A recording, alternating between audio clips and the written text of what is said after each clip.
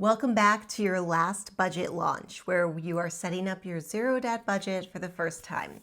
So we are now jumping over to the budget page on this tab. We have already filled out our planning page, as you can see here, and a lot of this information is all going to transfer over.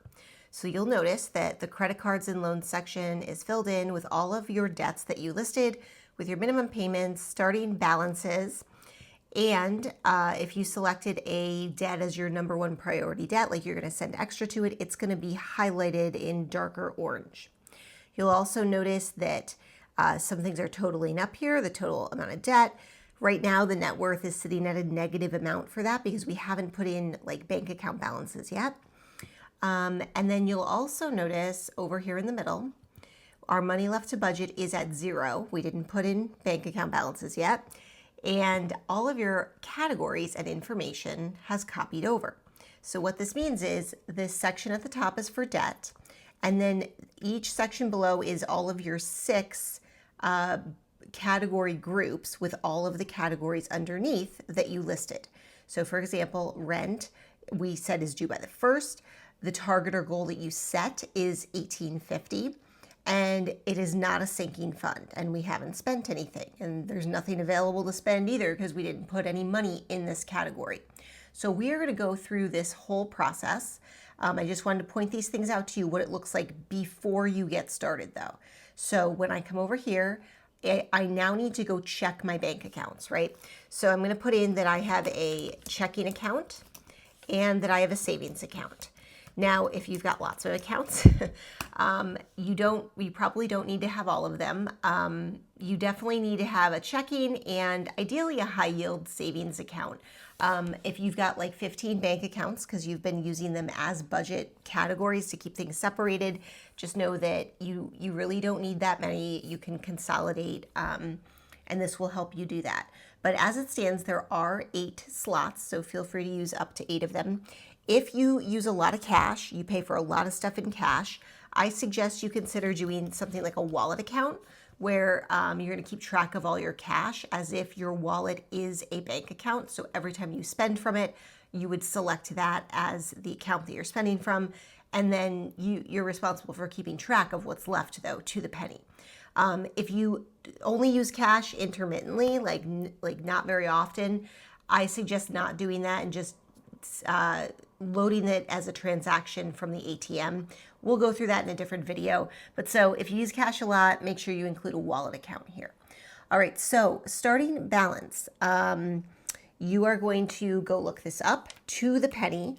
And so I'm going to put in, I checked these, I made this up, of course, but these are our starting balances for these. It's important that you double click here and put in the date that you are starting, the date that these balances are accurate as of. Most people don't start a budget on the 1st of the month, like when they're just getting started with a new system. So that's why we're not starting on the 1st of the month, because if you do, that's fine, that's great, but you definitely don't need to. Okay, so real quick, I am going to show you a screenshot of my Discover app. This is one of my credit cards. This is something I use for spending every month and pay it off. And I want to point out something to you because it's absolutely essential that you get all of your numbers exactly right for your starting balances, like to the penny, or it's not going to be very much fun later trying to find the problem. So notice how it's saying that this is my current balance on my Discover credit card. And notice how it's saying that these charges are pending. This one has cleared and everything before it. So this is the balance that I will use, and I'm showing you this for on the planning page when you enter your starting balance for your credit cards, and on the budget page when you enter your starting balance for all your bank accounts. Same concept applies. Anything that is pending has not come out of or been added to this balance yet, right? So this balance is accurate as of this charge. So this 936 is included in this. Because this is a credit card and the balance goes up as you spend, this money, like these 2 charges, will be tacked onto this when these clear the credit card, right? And if this was a bank account, these would be subtracted from the total of the bank account when they clear. So as you go and check your things, Make sure that whatever the current balance is, or the sometimes it might say available balance, whatever it is, you want the number that is accurate as of this moment. And then anything that is pending, you will need to add as a transaction. Okay, so you're going to have to enter those transactions in the pink section, possibly the purple section, depending on what we're talking about. We'll get to that. So my mental note, if this was mine, I would enter this on my balance, and then I would enter these two transactions later on as I get my budget set up. Okay, so here are our starting balances for checking and savings. It says that our total cash is this, and now notice it's affecting our net worth, right? So our net worth is not quite as bad as it was, but that's okay. It's going to get better and better over time. So you'll also notice that the total of the bank accounts is now showing up here to budget. And your first thought might be like, wait, my savings dollars, like I saved them up. I'm not going to budget my savings account. Well, you are. You're going to budget it into a savings category. So if I go back over and look, my savings account is $500.47. If that, in this example, if that was my emergency fund, I'm like, I've saved up $500 in my emergency fund, and I have like 47 cents of interest I earn because I'm not using a high yield savings account and we get pennies. I am going to add that to the emergency fund. Now, it's not new money that like I saved up this month. It's kind of like I've been saving it up, and this is what's currently in there. So I would put it in rollover, meaning like what was in the envelope kind of thing. So 547. Now watch this number at the top. So when I hit enter, it tells me that 842.15 is what's left to budget, and that's what's in my checking, okay? So I've taken care of the savings. It's still telling me that I need $100 if I want to hit my goal to save up this month, because I haven't put anything here yet. If I went ahead and put it in, it would show nothing is needed. This turns green. We're all set to go. But I'm not going to do that right now because I think we're going to need this money for other things. So now I'm going to scroll up, and today is the 9th of the month. I can see over here that my next paycheck shows up on the 14th. So I have to make it through these days before I get paid again. This is the most important thing you could ask yourself with a zero-based budget. And this is a big shift. If you're new to this, just know that it can take time for this to really fully click. But I promise once it clicks, it's like, oh my God, why have I never budgeted like this before? So our planning page, you might be like, but I already did this. I already did this stuff on the planning page. Well, you set your goals, and your goals are nice and lovely, but all we have is this. And the total of our goals is like $5,000 something, right? We don't have that. All we have is this right now, and we have to prioritize based on where these dollars need to go before we get paid again. Now, the good news is it's the 9th of the month, and if we're up to date on bills and we think back and we double check, we already paid these, right? So we paid the one due on the 2nd, the one due on the 7th. We paid rent this month. Anything you've already paid, like we're not putting money there again. You've already paid it, right? We're starting today. So we don't need to fund those. But the 12th is before the 14th, obviously. So that's going to be important. We need $123 to go to the city credit card. So I put that there and hit enter, and this number drops. You will notice that our number one priority debt was the Target card, and so it's showing that $149 is what we needed to send there. Like for next month, that would show up. But just know that this extra amount has already been factored in. So like this $149 is more than the minimum on the Target card, and we would just know that we need to fund that. But we've already paid the Target card this month. We're not going to worry about it. Let's see. I think I'm going to try and actually fund this one because it's not that much and it's due right after my paycheck gets here, and it would just be great to like pay it ahead of time and not worry about that cutoff of when my paycheck's going to arrive. I'm just going to pause here and mention something important that applies to anyone who uses a credit card for regular spending, and that credit card is basically paid off. Like the only things on there, like let's say there's $150 sitting on the credit card, and that is from recent purchases that you intend to pay off right away, like within the next week or two before it's really even due. So if that applies to you in this situation when you are first starting to fund your budget, you will need to assign money to that credit card, even if there's no balance, there's nothing, you're not carrying a balance. So let's pretend you had one more debt that's not even listed here, and it's called Bank of America credit card. And it has $150 as the starting balance, but that's just like groceries from last week. You're going to go ahead and put $150 in assigned this month for that credit card. This is a one-time thing right when you're starting, because that's previous spending that you want to cover right away. Going forward, you will never have to put money in assigned this month for that credit card, because of the fact that future spending that you're cash flowing will automatically move from the category up to the credit card. And that's kind of like the credit card magic that happens with this spreadsheet. And we'll go into that much more in depth in the video that's all about spending on your credit card. But just know that when you are first funding your budget, if you have money on your credit card that you plan to pay off very soon, you need to assign money right now to cover that balance. This one we need money for. We can wait for the paycheck to pay these things.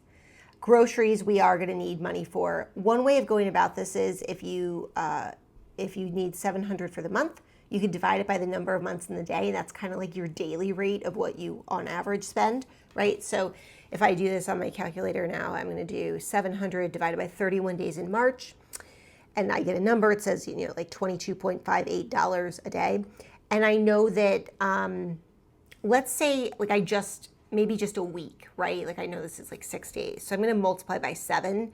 That's $158. So maybe I'm going to like aim to put 160 there and see how we do.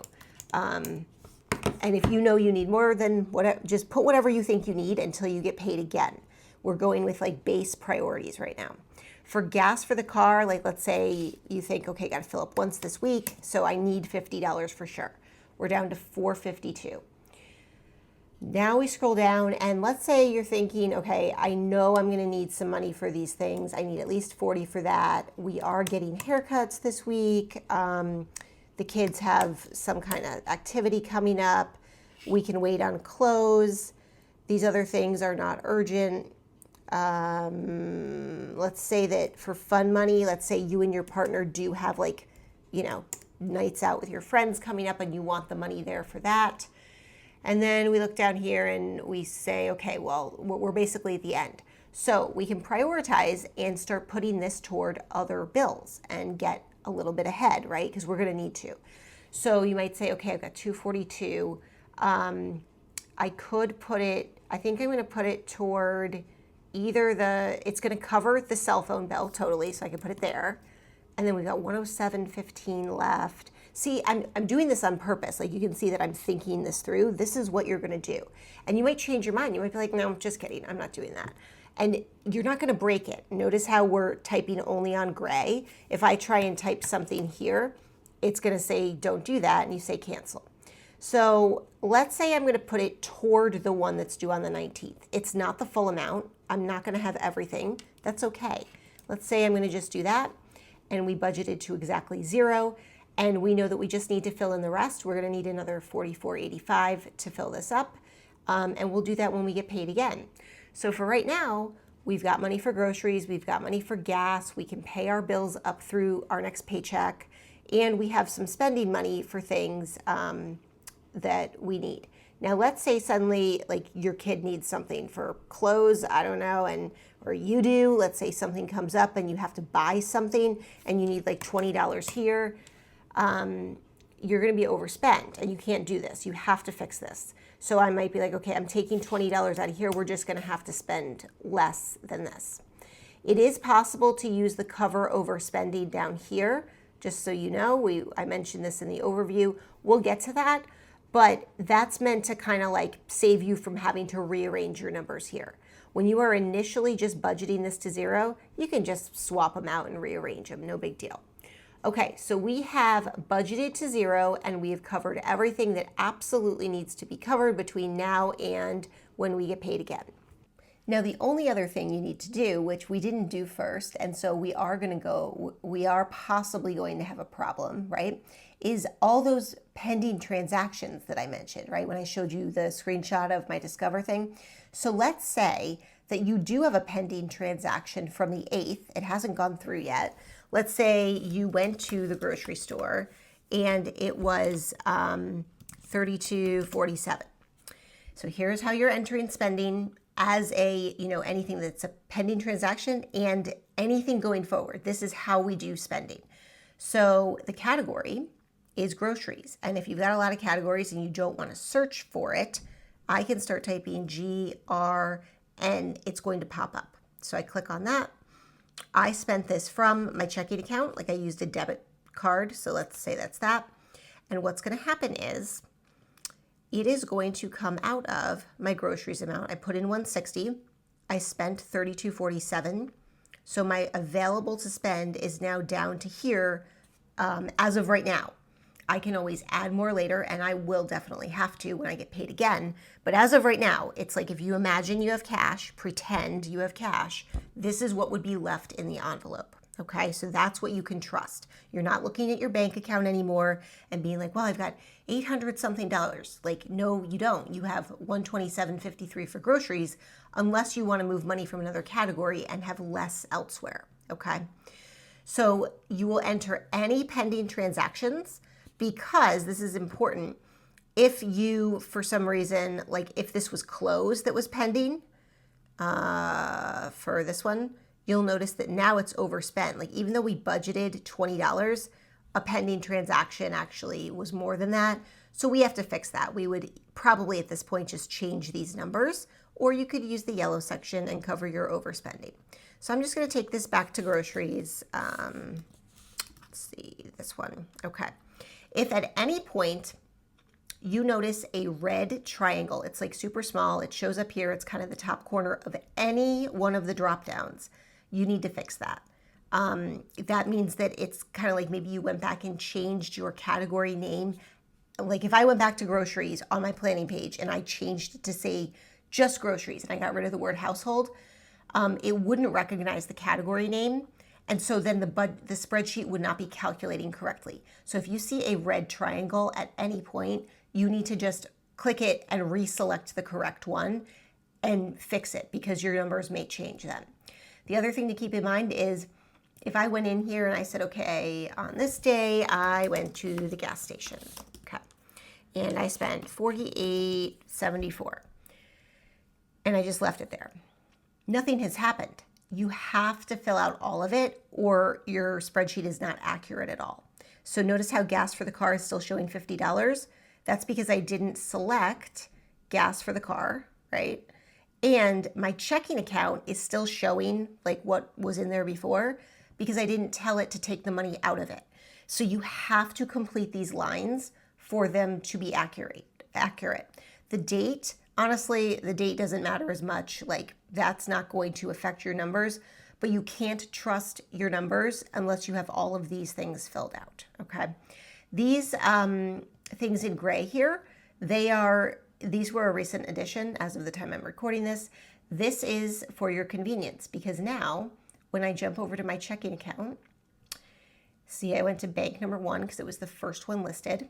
You will see that it says checking account. That's what I typed in. My running account balance is showing this, meaning this was the cleared balance when I started, but then like I spent some things here. And so this is the number I should trust. That's what's going to be in there when everything clears that I've already spent.